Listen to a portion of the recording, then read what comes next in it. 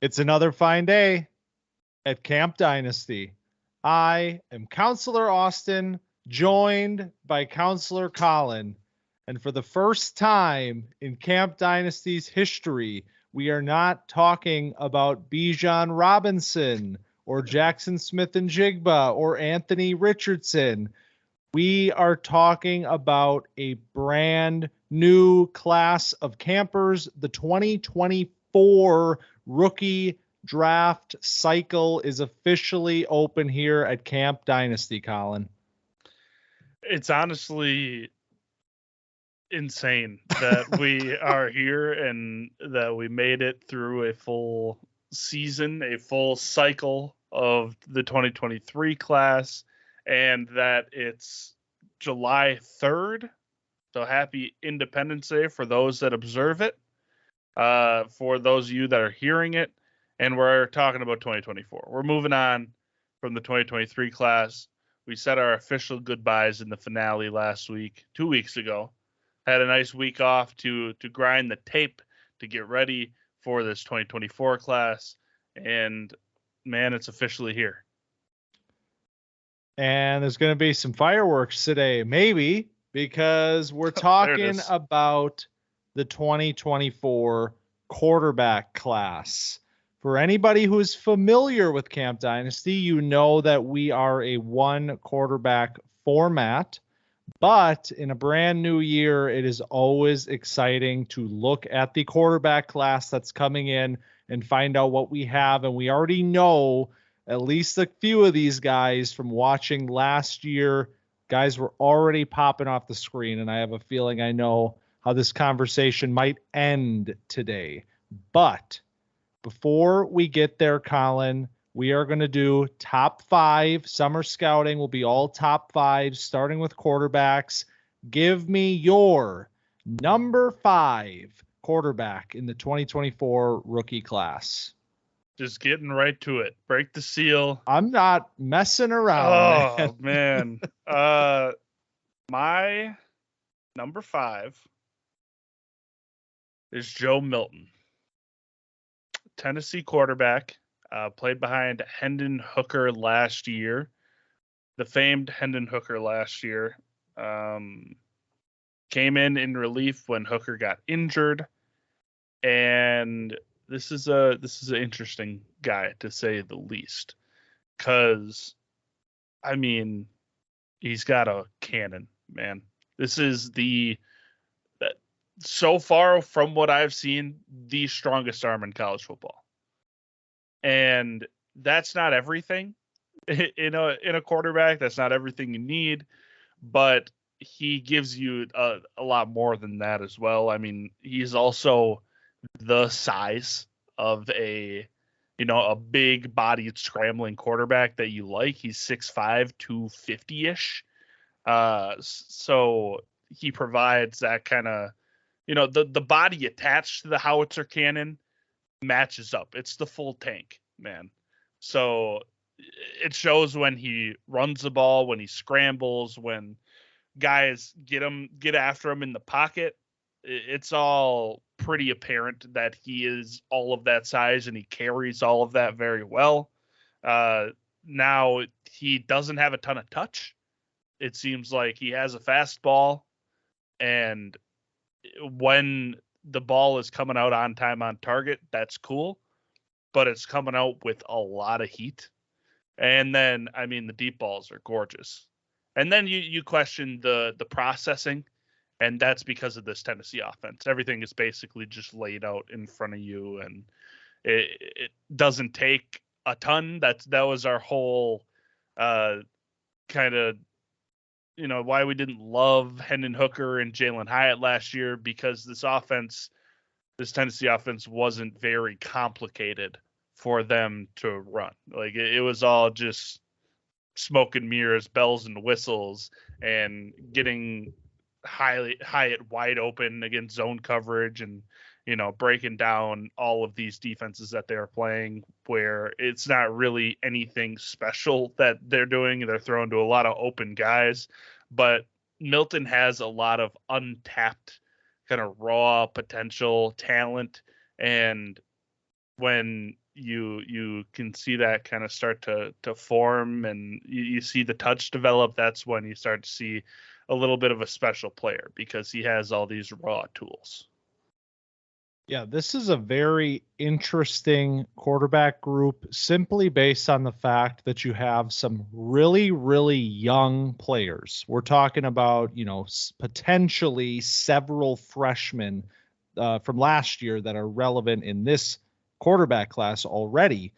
And then you have some players like Joe Milton who have been around the block a little bit. This will be upcoming season will be Joe Milton's 6th year total. He hasn't obviously played 6 years, but he's been around for a while. Why is this name just coming up now? Well, you outlined it pretty well. He's getting the keys to this offense, the offense that we talked about a lot last year and that lit the college football world on fire last year with Hendon Hooker and company. So already it's an exciting player because of what we saw in limited action last year. Last year, 971 yards and 10 touchdowns. That was split between relieving Hendon Hooker in blowouts and playing for Hendon Hooker in a post ACL tear environment. So in that limited action, pretty good stat line. Not bad. And he's got the arm, man. He's got the arm. I mean, this is why this player is going to be one of the most intriguing names in this 2024 rookie class in terms of a quarterback. I am reminded of a situation last year, albeit a very different situation, but we came in here and put Anthony Richardson at number 5 and said, we need to see a lot more out of this player for him to earn this ranking, but he might end up a lot higher when the season ends. And I think in a way that's kind of Joe Milton this year. I think depending on what he can do this year, this is his showcase year. Depending on what he can do, he could make himself a lot of money.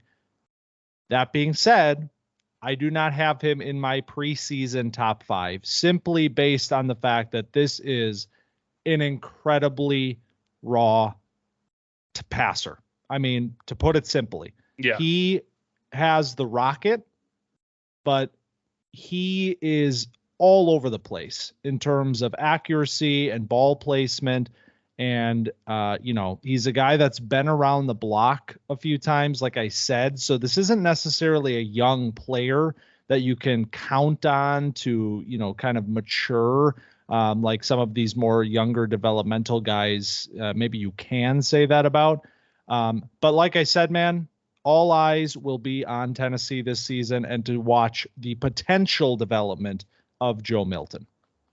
Yeah, and you mentioned that it's his 6th year. He's 23 now. He'll be 24 on draft night. So, like you said, he's an older player. He's not as old as some of the older guys in this 23 class, like Stetson Bennett, Hendon Hooker. Like that his, were like 25. Predecessor. Yeah, exactly. That were 25 on draft night and will be like 29 at the end of their rookie deal. He's not quite there, but it's close. And there's another guy on my list that's also old, but a lot more polished. So what's your number 5? Interesting little teaser there. My number 5 is Jordan Travis. That's not the player you were just talking about, is it? It's not. Okay. Because Jordan Travis is also a little bit of an older player. He is currently 23. So next year's draft, he will be just on the cusp of turning 24. And that's kind of, like I said, there's these guys and there's the newbies. Jordan Travis, for me, was a player that I'm really excited to watch this Florida State team this year. This is going to be a really fun team. And Jordan Travis showed some ability that I'm not sure I or many other folks thought that he had. He started his collegiate career at Louisville in 2018, and he's been at Florida State the past 4 years. But last year was a real breakout for him. And with that comes a little bit of, what do we really have here? Is this a real, developmental journey that he's on, or is he just an older player that's sort of starting to put up some stats in college football? But I'm just really excited to watch him play because he is such a fun quarterback, man. Like, you talk about fantasy potential. This is that sort of a guy in this class with the immense rushing upside that he has. And he only had about 570 yards rushing last season, which is not even as much as some of the other names we may talk about today. But he is such a twitchy and explosive runner. And I think that just immediately jumps off the screen with him. He is just an absolute playmaker. And the arm talent is intriguing. I think there's some decision-making issues there that I'd love to see some growth out of him with that this season. But the arm itself and the flashes that he has in terms of, ball placement to all levels of the field, especially deep down the field, is pretty good. It's pretty good. And so, yeah, there were a few names here that I thought about slotting into this 5 spot, but I kept coming back to Jordan Travis. Yeah, for me, it was between Travis and Milton for the 5 spot.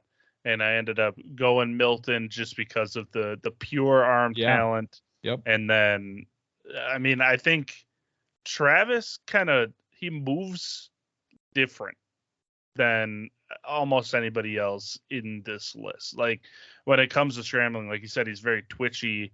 He's explosive in and out of his breaks, basically. And the mobility behind the line of scrimmage too, eluding pass rushers is really nice.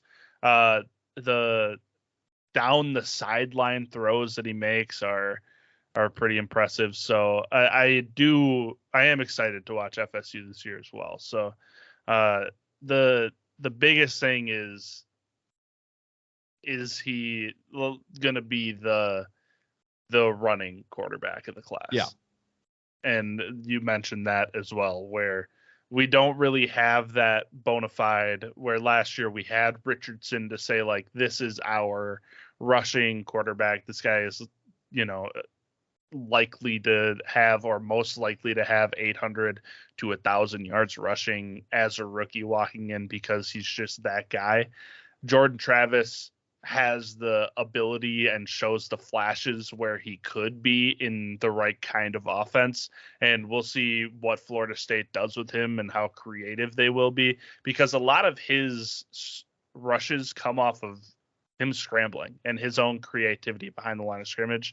It's not a ton of read options that they do mix him in. It's not a ton of designed runs, but I would like to see them do that more with him, because you see when he does take off and when he does decide to do it himself, it's really special. And when he does get the chance to run those read options and such, it is pretty sweet watching him just make a mess of defensive linemen at the line of scrimmage. Yeah, and honestly, that brings up another point. Something that I'd like to see him work on this year is I think he creates a little bit of pressure for himself. Yeah. He's a little jumpy in terms of, getting outside the pocket. And there are instances where that does come back to bite him. He rolls out of a clean pocket. He tries to throw on the run. And there's a throw against Florida in which he nearly throws an interception to a player who was wide open. Had he just stayed in the pocket, made his read, and made the throw, he would have had him. But instead, it's a near pick because he's creating pressure for himself. So I think some of those types of things with a guy like this, that's something that you need to see him work on this year to feel really good about him in terms of an NFL projection. But yeah, the tools are definitely there for him. Yeah, and he's nice from inside the pocket. It's not like he struggles from inside the pocket. He just gets happy feet and he wants to extend the play and get that big chunk rather than hanging out and taking, the little bits and pieces as they come. So yeah, I feel you. That's a little bit of weight off the shoulders, man. 2024, Yeah. we're getting it rolling. First Right. names down on both sides of the board.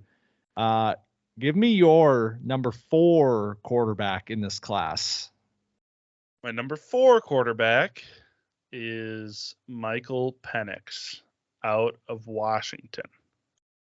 So Penix was one of the most productive quarterbacks in terms of just pure statistics last year. He had 4,600 yards, 65% completions, 31 touchdowns, only 8 picks. And he, I mean, is a really nice quarterback. The timing is great. The accuracy is great. The touch is great. I mean, it's everything you would ask for in just a pure quarterback sense. Outside of the straight up quarterbacking, there are some things that I don't love. It's like, I want to see more improv out of my guy. I want my quarterback to be a playmaker. I want there to be a secondary play with my guys. And it doesn't seem like there's a ton of that with Penix. I'm not saying it's non-existent, because that wouldn't be true, but it feels like everybody above him on my list has that sort of secondary playability where the primary stuff kind of starts to go awry, and then they can make something happen, whether it's through their feet, with an arm angle, with looking somebody off and doing something crazy. It just feels like that doesn't happen a ton with Penix, but I love everything he does as a passer. He's one of the best pure passers in the class. Yep, you said it perfectly. As a pure passer, this guy is nearly on the level of anybody in this class. I mean, you talk about straight highlight reel. Michael Penix has throws on his 2022 highlight reel that can stand up against names that are above him in this class. No doubt about it. As a playmaker, you don't quite get that, and you said that well, but he is my number 3 quarterback in this class, just simply because of his arm talent and the types of throws that he put on film last year. Because I think you're talking about a player here that can work the short and deep areas of the field extremely well. The intermediate is not bad. It's not quite as developed as those other areas, specifically the deep areas of the field, where he had 26 big time throws. That the big number from PFF there, 26 big time throws, 20 or more yards down the field for Michael Penix. That number drops to 1 in the intermediate area of the field. He doesn't work it all that much, and when he does, he tends to get himself into some trouble. Decision making can be a little bit spotty with him. You see him throwing into covered areas more often than you'd like to.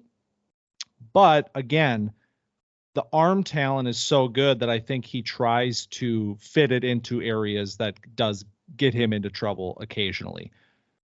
The last thing I want to say about Penix, though, is you mentioned touch.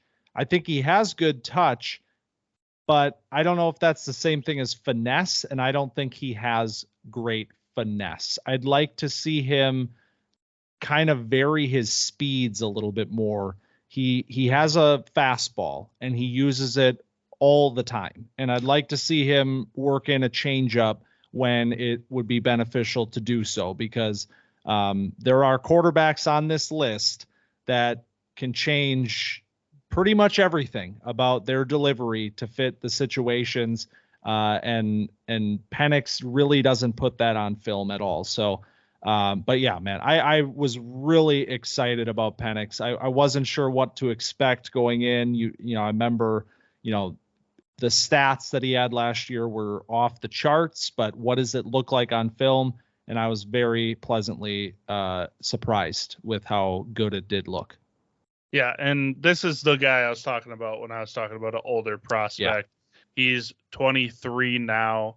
He'll be 24 going into his rookie season. He won't be 24 on draft night, but it'll be the month after. So another older guy, but you can tell with Penix that he has the years under his belt. You can tell he has the experience under his belt. So it's not exactly the same as Joe Milton, where he's coming in and this is his first year and he's a little raw and, the arm talent is there, but we'll see about everything else. Penix has put it all on tape. You can see exactly what he is and who he is as a player, and he's in the Heisman conversation, and we'll be talking about him a lot this year. That's another fun team this year. Washington, yep. They got some players I think we'll be talking about through the rest of the summer scouting. At least one I can think of. Oh yeah. All right. My number 4 quarterback is Quinn Ewers. So we talk about the kids versus the old guys in this class. And Quinn Ewers is certainly one of the kids. This was a former number 1 overall recruit in all of college football, a very buzzy name. All college football fans are probably familiar with this name. And last year at Texas was honestly not good. I was very unimpressed by the Quinn Ewers tape from last year. And I went back and forth a lot on where I wanted to slot him into this class, and I ended up at 4, simply based on the fact that this is summer and we have an entire year of film yet to happen here before the 2024 NFL draft. And I have to believe that the flashes that you see with Ewers that made him, that you could tell this was a premier recruit into college football. If those flashes can become the norm this year, then this will be a player that is at worst the 4th quarterback in this class.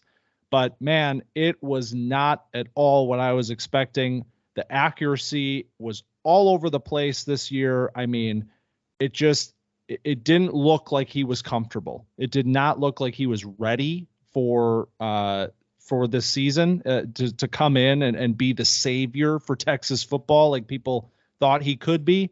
Maybe that comes this year though, but man, I'm curious to hear what you thought about his freshman tape. Yeah, so I have him as my number 3. And I was encouraged by parts of his game. I was let down by other parts, like you mentioned. It was a very up and down season. And the thing is, he started off kind of meh. The Alabama game was going well. He gets hurt. He comes back and it is spotty from like week 6 to week 9, 10, and you can feel he starts to kind of get back a little bit, but all season, like you said, the accuracy was a little bit spotty. I think there's a ton of talent here. And the biggest thing that I love out of Ewers' game is his throws on outside breaking routes. I think that's one of the toughest throws you can make as just a quarterback in college football, especially with the wide hash marks throwing it opposite field to like a 10-yard out route is just like you're throwing it like 60 yards on a 10-yard out route because you're throwing all the way across the field. And Ewers seems like he gets that ball over the flat defender and gets it on that outside shoulder, leading his receiver to the sideline really often. And that is something that's like, okay, that's a high level throw. That is something that some NFL quarterbacks can't master. A guy that made a living off of that was Matt Ryan. He's a player that feasted on outside breaking routes through one of the prettiest outbreaking route balls in the game. And I mean, it's reminiscent where you're layering that ball over the top, and then the over the middle stuff is the spotty stuff, which is usually the opposite. You usually see the guys can pepper up the middle of the field because those are the quote unquote easy throws to make, and then struggle to get the ball to the outside. And so that's where you need to clean up. I think it's easier to clean that up. It'll be a little harder without the best running back in the country taking away a lot of eyes, because 41% of their plays were passing plays that Ewers had were play action last year. I'm sure it's going to be less than that this year because, like I said, Bijan's not there. But I'm interested to see how he develops his game, because he can make the big boy throws. You just got to see him make the routine look routine. The arm talent is apparent, and it is effortless. This is one of the smoothest deliveries. I mean, it might be the smoothest delivery in the class. I mean, the way that he flicks the ball and layers it into the defense with occasional precision. That's exactly the word. It's so frustrating. Occasional. When you see it, when you see when it can look like, it makes you very excited for what this player could be. Perks your ears up a little. It's like, oh, here we go, do it again, and then he doesn't. And it's an interesting point. I like the point you made about the outside the hashes throws. Talk about throws that are 10 plus yards down the field. Ewers was 18 for 32 when throwing outside the hashes to the intermediate range, and he was 19 for 42 over the middle. So he's better to the outsides, like you said there. Over the middle, it gets a little bit more dicey.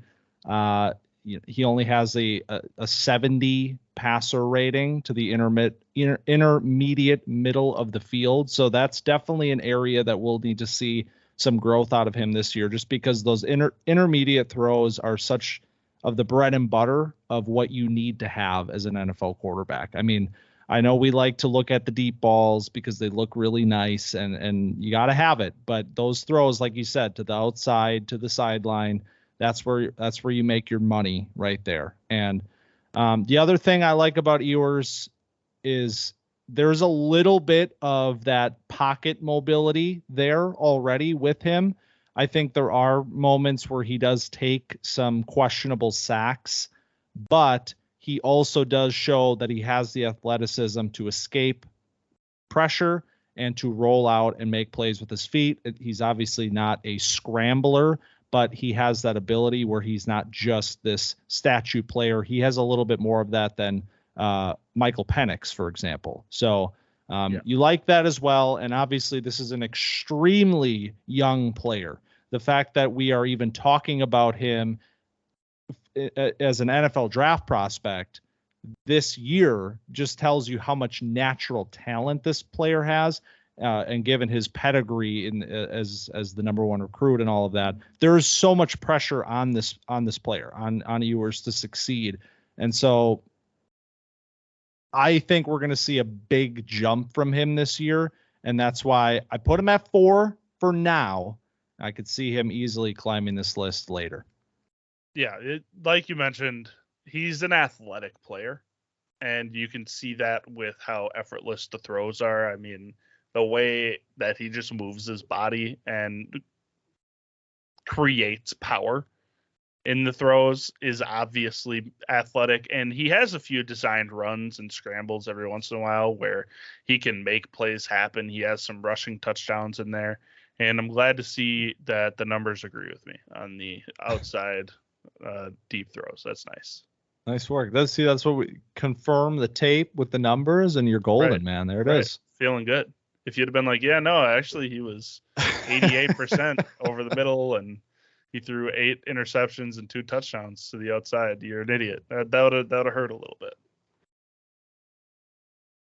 Are we ready to talk about the top 2 in this class? I mean, that's what we're here for, baby. That's what I'm here for. Damn right. I got to tell you, like, it's summer, but if you're putting this into tiers, I think Penix and Ewers are kind of in this second tier for me. Maybe it's a third tier. I'll get your opinion on that in a second. But Drake Maye is my number 2 quarterback in this class. And I think it's a significant jump up from number 3 for me, which is unbelievably impressive because this was a redshirt freshman last year. And I think the fact that I'm sitting here and talking about Quinn Ewers, who's in the same recruiting class, many, many spots ahead of Drake Maye on the recruiting board. And I'm saying Ewers needs a lot of work. And I'm going to say Drake Maye, if he can just build on his freshman season even a little bit, bona fide number 2 pick in the draft. That's how confident I am in this player's ability because it is really special. Yeah, you mentioned that he might be in a tier on his own. Yeah. Which I think I agree with. So Ewers is going to be 21 in March. So he won't even be 21 this season, which is really crazy. Drake Maye will be 21 in August, so he'll be starting the season as a 21-year-old. But man, Drake Maye is so good. He has the size, he has the arm talent, he has the athleticism. I mean, this is everything you kind of want in a quarterback. Like, if our number 1 guy wasn't in this class, I think Drake Maye would be looked at through a different kind of lens. And some people have Maye as their number 1 guy just because of the fact that he's kind of the quote unquote prototype. I've heard that before. I don't subscribe to that that thought experiment. That is not Camp Dynasty endorsed. No, absolutely not. So Drake Maye is the tier 2 quarterback. But in a different universe, he would be a number 1 guy, but whoever has that number 2 pick will be feeling great about getting Drake Maye. I'd like to hear, let's get into it. Let's get into the nitty gritty here. Drake Maye. Are you ready for this? Let's go. First of all, let's rewind a little bit. Let's reminisce. Let's bring back a 2023 camper already this year. How about Josh Downs? You remember when we went into last season saying, man, I wonder what Josh Downs is going to do without Sam Howell throwing him the ball. Oh, good Lord. And then this kid, Drake Maye, lit the world on fire in week 1, and everybody said, wait, who the hell is this guy? Mm-hmm. Well, 1 season later, Drake Maye, this big-time throws metric, 45 big-time throws from Drake Maye last season, led college football by 10 more than the second player. And that is just to say that his tape is already full of NFL throws. It really is. I mean, I don't exactly know how PFF calculates this number, but I can tell you from watching his film that there are already plenty of NFL throws on it. And I'm sure those are many of the same throws that went into this huge 45 number. And one area of the field, like I was just talking about with Ewers, that stood out to me was the intermediate area, because he's already making those NFL level throws between 10 and 19 yards to the sideline with great placement. I mean, for a player of his age and his experience level to look like he did last year is almost like it's so rare for that to happen, especially a player that wasn't necessarily like a generational recruit or anything. I mean, this was the consensus number 9 quarterback in the class, number 54th overall recruit in that class. goes to North Carolina, starts as a redshirt freshman, and does this. I mean, it was a really, really special season. And I really hope we get more from him this year, because if we do, then it is like, you got the guy at number one, and we're going to talk about him shortly, but we cannot overlook the talent level of this player. And I will be very interested to find out, when it's all said and done, where he slots in, where Drake Maye slots in versus some of the quarterbacks that have come out in the previous several years, because first impressions are that it might be very high. Yeah, absolutely. And I just went on to PFF and tried to figure out what a big time throw is. That was a mistake. I'm sitting here, it's like big time throw is value plus difficulty. Peel back the curtain on their stuff and you find out it's just guys putting in numbers into a spreadsheet. Yeah, it's guys just like looking at plays and being like, oh, that was good. Yeah, sure. That's a 92. That's pretty big time, man. Yeah, that was big time. But I mean, Drake Maye can throw the ball everywhere on the field with accuracy and touch. I mean, he has an effortless style to his game. All of it seems very easy. Like there's never a throw where it's like, oh man, that one, he barely got that one off. And that can be him getting absolutely drilled by a D lineman right after the throw. It's usually dropping right on target regardless. The poise is insane out of Maye. Like I love the fact that he'll just hang and look down the barrel and still make the throw.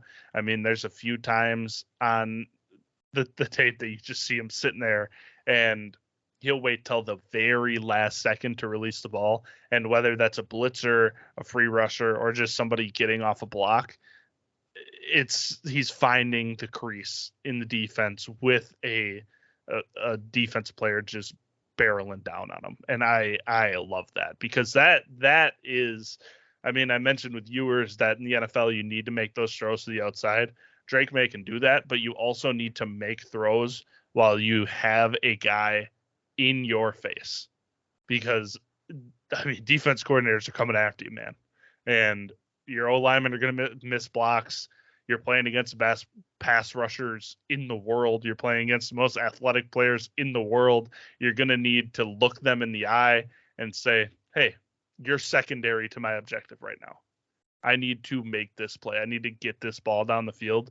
And Maye seems to do that time and time again. And his time to throw is consistently right under 3 seconds, which is perfect. I mean, he has that internal clock. He knows when he needs to get out of there, when he needs to hit the eject button and then start scrambling. I mean, that's always his last option. But when he does scramble, it's also very nice. Like, he has that ability under the belt too. So he's a very complete player. It's so impressive to see it out of somebody this young, because you give a guy like Ewers a pass on a lot of things because, like, oh, well, he's young. You know, he's a little raw. He's going to make these mistakes. Maye doesn't make those mistakes. Like, there is so much maturity and poise in his game. And, I mean, we'll see how he builds on that going into next year. And I cannot wait, man. Yeah, I mean, 899 yards rushing. I talk about Jordan Travis being this like electric athlete, and he had like 570 yards rushing. Drake Maye just has this natural ability to find open space, and he has enough athleticism to get chunk yardage when he takes that option. So, I mean, you talk about a player with his level of pocket presence and ability to operate from within the pocket, but then add in this playmaking ability as well at his size. I mean, this isn't Josh Allen running around, but man, this guy can move. And I think that's something where you talk about a player from last year like CJ Stroud, something that held him back in the eyes of so many was this perceived lack of ability to move. And I think you see with Maye, you see a very mechanically sound player, very accurate player with almost flawless mechanics that can also move. And we know how we talked about Stroud last year. So it's interesting to project what this conversation could look like after another season of tape from Drake Maye. So I was just looking, I was just doing a little comparison because I was interested to see how he stacks up in terms of just pure size to Justin Herbert, because the vibes are similar. And I didn't realize that Justin Herbert was 6'6", 240. And Drake Maye is 6'4", 220. And I was like, he looks like big. He holds himself well. He stands up tall in the pocket.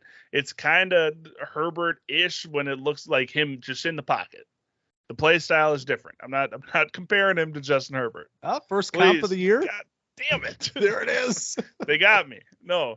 I was just the size, and then I was like, well, how big is Justin Herbert? See if I can make this comp. And it's like, no, Justin Herbert is huge.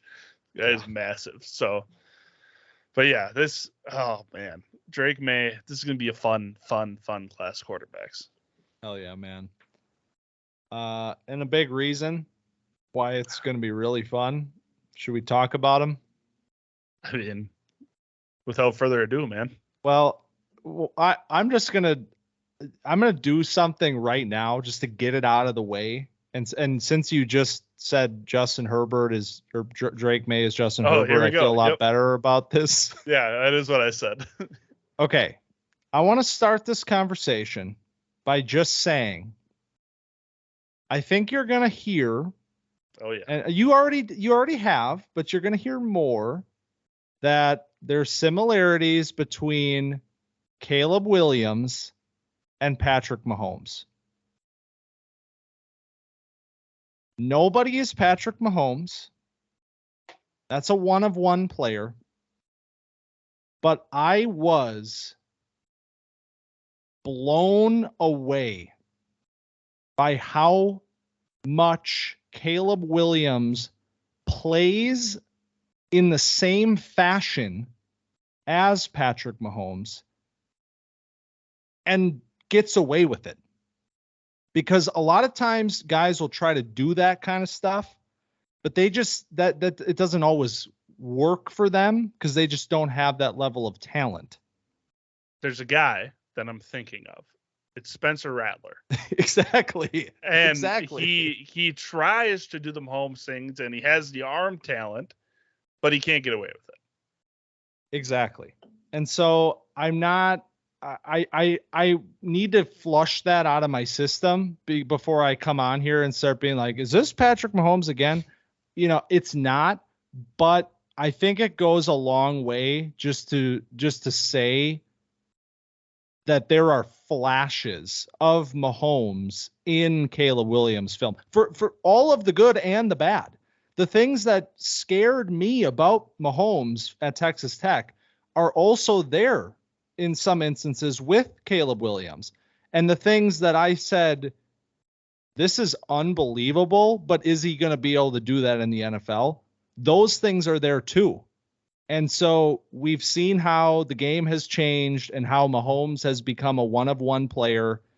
And I just think it makes me feel really confident about projecting Caleb Williams to be the best quarterback prospect in my eyes since the 2020 class. Man, you're going to see a lot of teams being real shitty this year. Yeah. Because this guy is on the board. And I think that there's going to be some kind of tanking investigation by Roger Goodell by the end of the season. That's my bold prediction that Roger's going to be like, all right, guys, we got to try when we play. You can't just bench all your starters. Like we got to, you can't lose intentionally. That's Arizona might not even have to try because they have the 2 picks. I mean, come on, man. It's true. Kyler's done. he's cooked, man. It's over.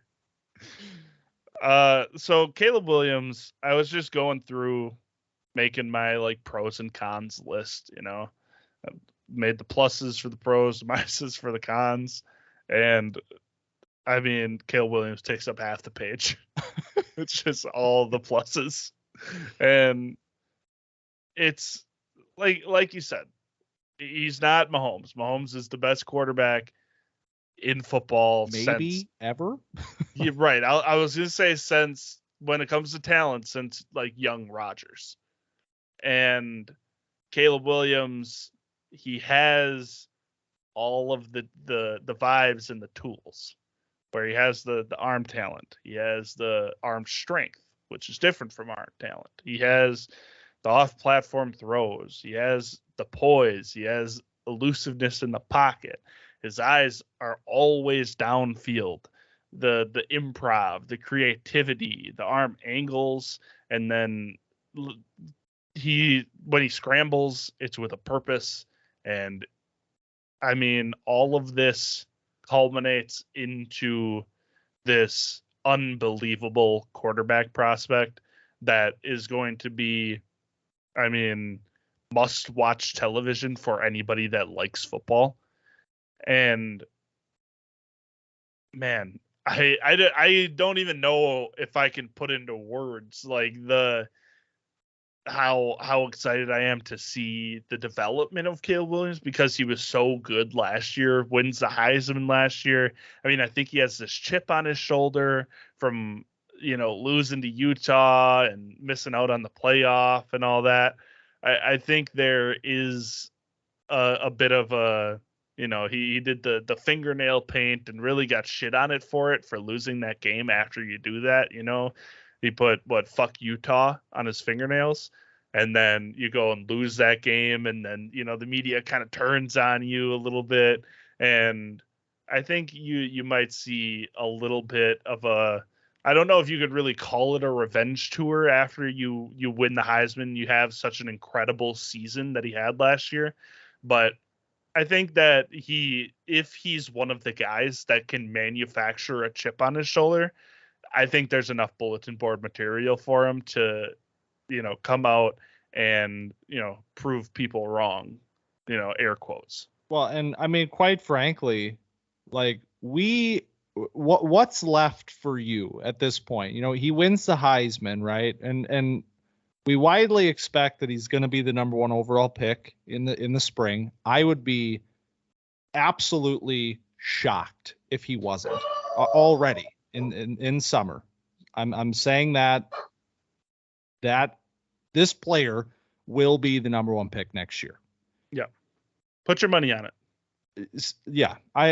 It's like, yeah, Bijan was the 101 in Dynasty, and he's, that's how confident I am in Caleb Williams being the 101 in the NFL draft. What's left for him? The college football playoff. And we, as fans of the game, deserve to see Caleb Williams and USC in the playoff this year. So I hope you're right. I hope he does manufacture this chip on his shoulder and potentially somehow even find a different gear than what we saw last year, because if he does, I think you're going to hear things that sound obnoxious and insane, but in reality, I mean, player yes. But this player, like it is jaw dropping to watch him. And I think we had an idea of it from watching, obviously, him play last season. You have a sense of what's coming with this kind of player. But when you really sit down and watch, I mean, the arm talent is it's jaw dropping. It really is. And I mean, like, you want to talk about arm strength. This guy's got it. And the reason I even invoke the name Patrick Mahomes, like I already had like 6 people turn this podcast off when I did that. The reason I did that is because you see the arm strength come out in like these off platform or back footed throws where it's like he's in the face of pressure but he has so much confidence in himself and in his arm. And a lot of times, like 8 out of 10 times, you see guys that have this confidence in their arm and they're throwing off their back foot, and it gets them into trouble more often than not. And you sit there and say, stop throwing off your back foot, stand tall, step up through the pressure. Caleb Williams is the rare breed that when he is backpedaling or he's off platform, he loses almost nothing with his arm. I mean, it is like remarkable how accurate he can be and how strong his arm is when he's moving backwards. And that's the kind of stuff that when you see it with these rare NFL quarterbacks, you sit and say, that's a top 5 quarterback in the NFL. And I think you see that sort of arm talent already with Caleb Williams. It's very easy to imagine him becoming one of the elite quarterbacks in the NFL with his arm talent.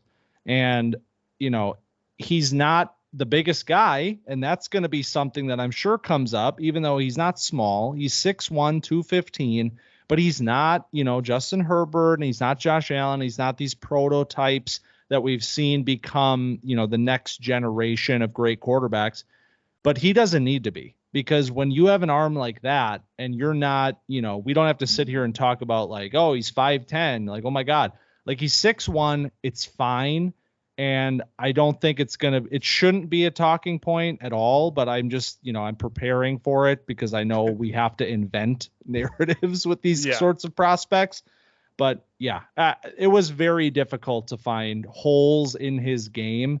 Really, the only thing is like the confidence that he has, like it's going to get him into trouble at some points. But I came away saying, I don't care. Get into trouble, man, because you're making plays way more often than you're making mistakes. Yes, I agree with that. And when you talk about him like backpedaling and throwing off his back foot, it is something that, I mean, you shouldn't be doing as a quarterback, because he'll take that sack every once in a while, and it's just like a really like devastating 26-yard loss because he wants to do his thing. Outside of that, the only like real criticism I have of his game is throwing to the left side of the field. So when it comes to just pure completion percentage beyond the line of scrimmage, he's throwing 71% over the middle of the field. He's throwing 62% to the right side of the field. It's only 49% to the left side of the field. He also only completed 39 passes to the left side of the field versus 122 to the middle, 71 to the right. So it's a place that he's not targeting as often. It's a place that he's not completing passes as often. So that's something to look for. The thing is, last year, his number one receiver, Jordan Addison, generally lined up on the right side of the field. His reads oftentimes are going right to left when you look at it. So when it comes to like first read, a lot of the times it's going to the right and then to the middle, or to the middle to the right. It's not something that's horrible. It's not like, oh no, we can't throw the left side of the field. It's just something that stood out to me when I was looking at the player, and I was looking at the stats, and I was looking at how he, operates. When he rolls out right. That contributes to it as well. I mean, it makes sense. The strong hand. He is incredible when he rolls out to the right. He can throw to the left when he rolls out left. Like I said, the off-platform stuff is great. But that's the one concern that popped up for me that feels like a legitimate concern, that you don't have to invent that he's, a little guy or whatever. No, that's a great catch, actually. I mean, it is very interesting to see the splits on these numbers. I mean, you talk about just simply deep passes, 20 plus yards down the field. I mean, he has a passer rating of 123.6 to the right side and 63.7 to the left side. Yeah. So that's a pretty big discrepancy. So like you said, Jordan Addison was lining up almost exclusively on the right side last year, and I'll be interested to see if doesn't hurt. Yeah, right. It's like, we'll see how much the splits happen again this year to see if that's a tendency, maybe something that can be exploited from his game, which would be right. I mean, that's what a coordinator needs against a guy like Caleb Williams, because you cannot really game plan against him otherwise. And I mean, go cover 6 against them. Levy everybody on the right side of that field. Go with the cover 4 look on the right side of the 2 safeties, and just throw one safety over the left side and see if you'll do it. Just like see if you'll test that side of the field. And what's funny too is like one of the best throws on his tape is when he's rolling left and he just, throws across his body to the sideline. I think it was one of the Utah games, maybe. I'd have to go back and check, but it was like a jaw dropper. Like, how did you even get that ball there, much less put it on the player's hands? Like, so, but yeah, man, this is such a special player. It really is. He's got the, little bit of rushing upside as well. 624 yards last year. He's very elusive in the open field, not very fast, but elusive. And so he has that box even checked as well. So this is a very fun player, and he is heading a very interesting, I'll say that, group of quarterbacks. I think I came away, there's a lot of names here this year. I think unlike last year, it was kind of cut and dry in terms of, the same 4 to 5 names that you're really interested in. I think there was about 8 or 9 players that I was like seriously interested in watching before the season even starts. And then that left room for a few guys that could even make some noise during the season as well. So you're talking about a potential class here that's, 10 names deep. And obviously that's going to change once we get into the 2023, season and watch how it kind of shakes out. But I do think there is potential that this is sort of a deeper quarterback class. Were there any names outside of your top 5 that, besides Jordan Travis, that caught your attention? Yeah, so I think the big wild card this season that we'll both have on the honorable mentions and we'll both be tuning in is Shedeur Sanders out of Colorado. Obviously, he's at Jackson State last year, came over with Dion to Colorado, and so we'll see how that looks. Obviously, the competition level last year was subpar, to say the least. And he has some tendencies that I don't love. It seems like he ad-libs a lot. Like there's not a ton of timing in that offense. There's a lot of like, I'm going to get to my spot. I'm going to do my thing. I feel like he plays like an isolation basketball player. Here's our basketball reference. We made it an hour. We got it. Yeah. Where he'll, do his thing until he gets to his spot and where he wants to throw the ball, So I didn't love that, and I don't know if it'll work against the higher level of competition. And then another guy that's been around a while is KJ Jefferson. That is, I don't know. I don't love him. I didn't love him. I remember watching Treylon Burks and being like, I don't know if I really like KJ Jefferson. I don't know if he's that good. And he improved last year versus that, and he has that rushing upside. But those are 2 guys that I'll be keeping my eye on a little bit. Yeah, Shedeur Sanders is obviously, like you said, he's the wild card for sure. Colorado football is an enigma already. Very curious to see how that shakes out this season.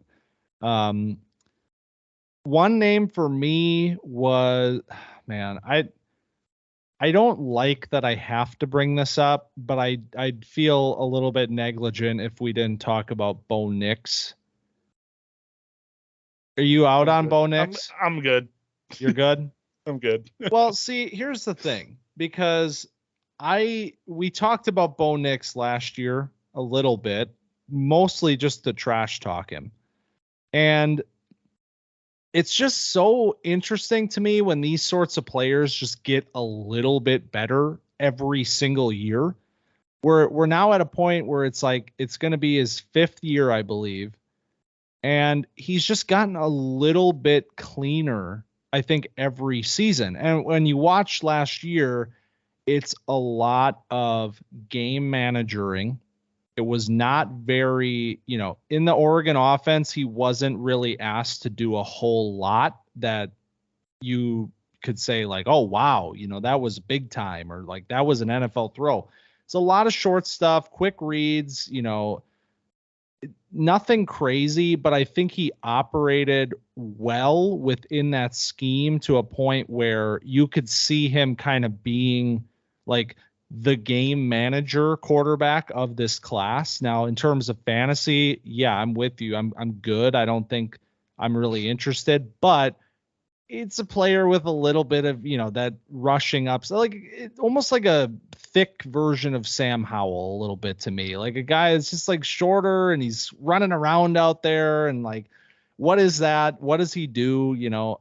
But I have to say something about him, because if he takes another step forward this year, it's like, well, then maybe we got to talk about him as a day 2 quarterback. But, I'll mention one more guy real quick. Okay, go ahead. I'm gonna interject because I forgot to mention him, and this is another complete wild card. But he goes to Alabama, so he's gonna have eyes on, and that's Jalen Milroe, who backed up Bryce Young last year and got some tick and made some plays in relief for Bryce Young, and he's 6'2", 212. But when you talk about players with rushing upside in this class, you're always looking for that guy that's going to be the cheat code quarterback, the Justin Fields, the Jalen Hurts, the Josh Allen, the Lamar, any of those types of players where you're just going to have that pure, floor of 10 to 12 points a game just off of rushing. And Milroe, I think, is one of the more talented runners at the quarterback position, while the passing is not great right now. So that's someone to keep an eye on. And he's fairly young. So, yeah, 20 years old. He'll be 21 mid-season or right around the college football playoffs. So that's just someone I'm going to be keeping my eye on as well. Yep, Milroe. The only other one for me, and this one is actually like Bo Nix is like another one of these guys, like been around the block. We've heard this name. This one is another one of the young guys. JJ McCarthy. Did you watch any JJ McCarthy? I watched him last year. I haven't refreshed myself on him. Right. So, obviously, I mean, you're watching the college football playoff. There's some moments there with McCarthy that kind of make your eyes light up, and you want to say like, what is this player? Like I'm going in, I'm thinking, this recruiting class here with Maye and Ewers and all of these guys. What does McCarthy look like? I wasn't very impressed with him, to be quite honest. And I think I just saw like a tweet or something that's like, oh, watch out for JJ McCarthy this year. NFL scouts are raving about his arm talent. And I'm like, I don't know if they are. They might be in 6 months, but he just seemed like a player that was very out of his depth. Like it was like watching Quinn Ewers, but like worse, because it just looked like when he didn't have his first. I can co-sign that. Yeah. He just like whenever his first read wasn't there, it just looked like he became very flustered. It was very hard for him to get through his progressions without, kind of tap dancing a little bit. And, he'd make mistakes then when he had to improvise a little bit. I think you saw some really nice throws later in the year, which was encouraging because maybe there is some development here. Obviously, this is a very young player as well.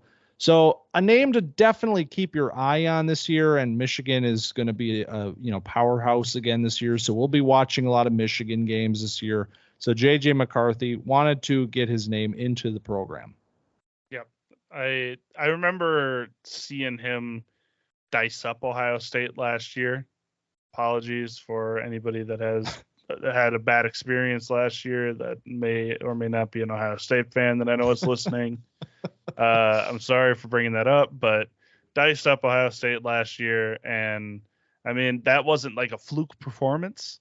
So we'll see if he can, build on a nice stretch at the end of last season and turn it into a little bit of consistency and maybe a few more of those like big time throws where he's like fitting it into windows and doing something a little more interesting with the ball.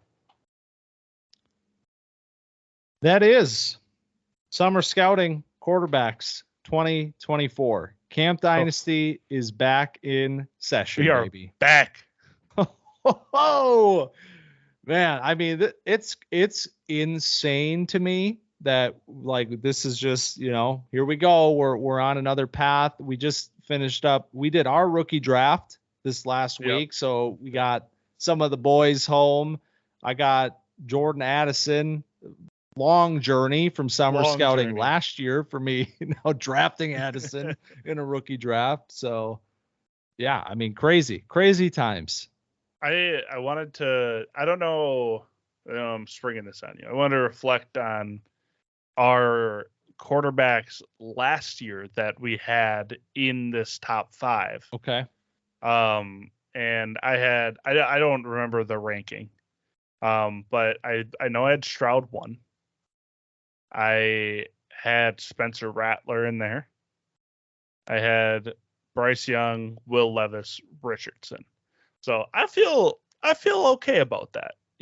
We didn't really have 5 quarterbacks anyway last year.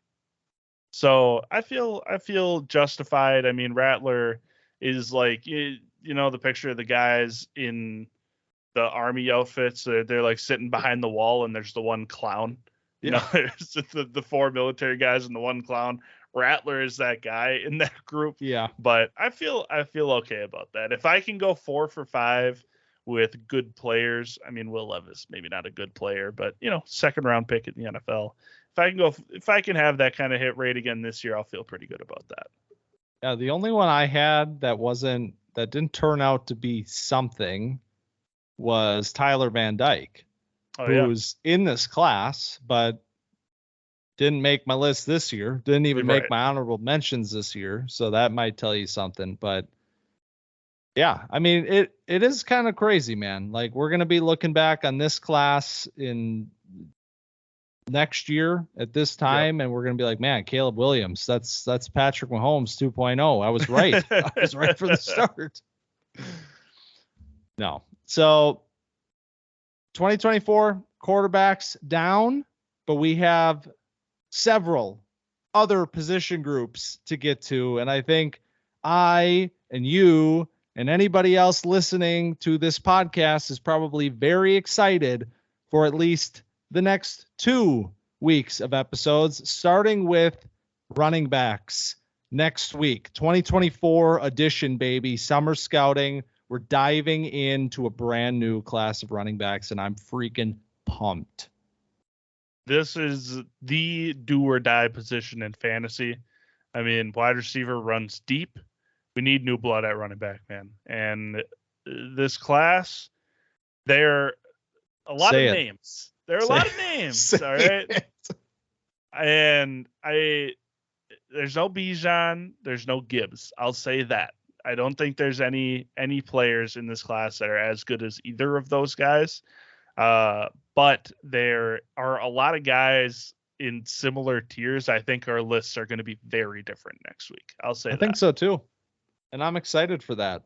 Me too. So until that point, follow us at camp_dynasty on Twitter and camp.dynasty on TikTok. Subscribe to our YouTube channel. Video feeds of the pods go up there every week.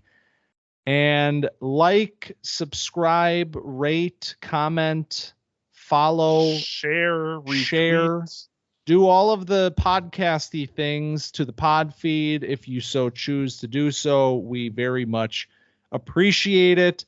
And I hope you are all ready for another year of fun at Camp Dynasty, baby, because I know that I am.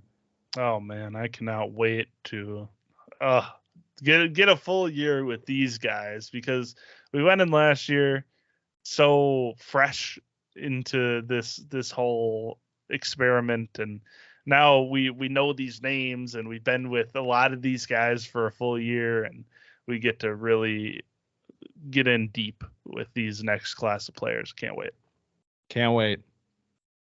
Well, thanks for stopping by Camp Dynasty this week, and we'll see you next week.